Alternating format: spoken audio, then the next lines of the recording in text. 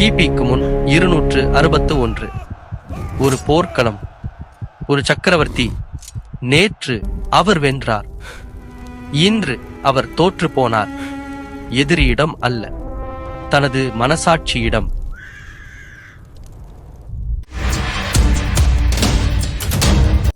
திருக்குறள் 319. இன்னா செய்யாமை பிறர்க்கின்னா முற்பகல் செய்யின் தமக்கின்னா பிற்பகல் தாமே வரும். முற்பகலில் நீ யாரையாவது காயப்படுத்தினால் பிற்பகலில் அதே வலி உன்னை தானாகவே வந்து தாக்கும். இதை நிரூபித்த ஒரு மனிதனின் கதை பேரரசன் அசோகன். கிபிக்கு முன் 261. மௌரிய சாம்ராஜ்யம். இளம் பேரரசன் அசோகன் இந்தியாவின் பெரும்பகுதியை வென்றவன். ஆனால் ஒரு சிறிய பகுதி கலிங்கா இன்னும் எதிர்க்கிறது. அவனால் பொறுக்க முடியவில்லை. அவன் படையெடுத்தான். கலிங்கா வீழ்ந்தது. அசோகன் வென்றான். அடுத்த நாள் காலை அவன் களத்தில் நடந்தான். வெற்றியை சுவைக்க 1,00,000 போர் வீரர்கள், 1,50,000 பேர் சிறைப்பிடிக்கப்பட்டனர். அவன் வென்றான். ஆனால் அவனால் தூங்க முடியவில்லை. அசோகன் ஒரு கல்வெட்டில் எழுதினார்.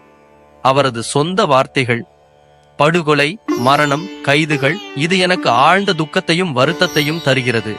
அன்றிலிருந்து 40 ஆண்டுகள் ஒரு போர் கூட இல்லை.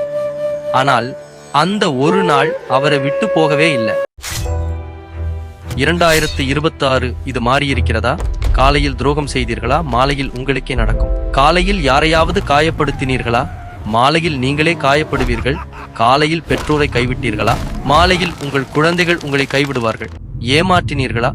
ஏமாற்றப்படுவீர்கள். காலம் மாறும், தொழில்நுட்பம் மாறும், ஆனால் கர்மாவின் விதி மாறாது.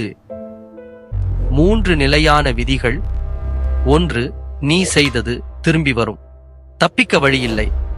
2, நீ எவ்வளவு பலசாலியாக இருந்தாலும் கர்மா உன்னை விட்டு வைக்காது. 3, மனசாட்சியே உன் நீதிபதி, அதிலிருந்து விடுதலை இல்லை. திருவள்ளுவர் சொன்னார், தீங்கு செய்யாதே, நல்லது செய்யுங்கள், நல்லது திரும்பி வரும். அடுத்த வாரம் டெக்னாலஜியா, ஏஐயா, மெடிசினா? இல்லை. உலகம் சுழல்வதற்கு காரணம் ஒரே ஒரு தொழில். குறள் 1031. உழவின் மகத்துவம். சப்ஸ்கிரைப் பண்ணுங்கள். நன்றி.